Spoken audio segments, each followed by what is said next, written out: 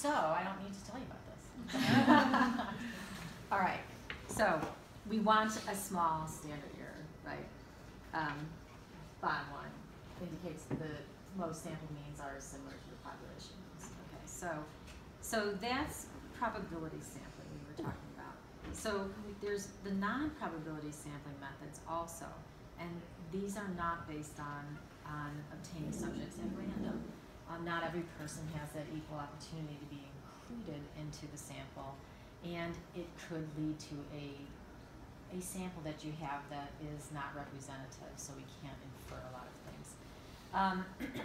So the types of non-probability sampling methods that we use are convenience sampling, sometimes called accidental, but usually convenience, and quota sampling, purposive sampling, network sampling.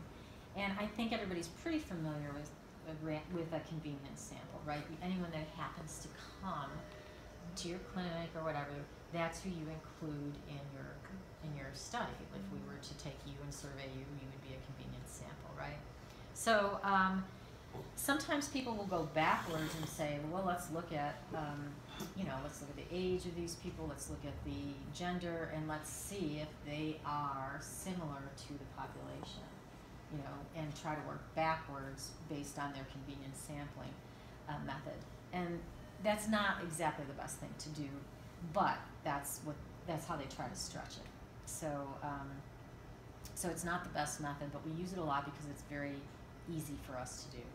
Quota sampling is where you identify a strata, right, and you determine the proportions that you need from that strata, and then you select them by convenience. So similar to that stratified random sampling, you get your strata, but you don't randomly select them from the stat.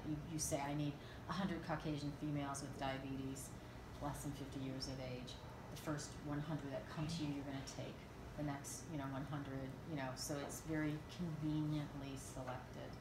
Purposive sampling is really when you purposely set out to get a sample, right? I need this, this, this, this. So a lot of people will say, I purposely use purposive sampling when they have inclusion-exclusion criteria.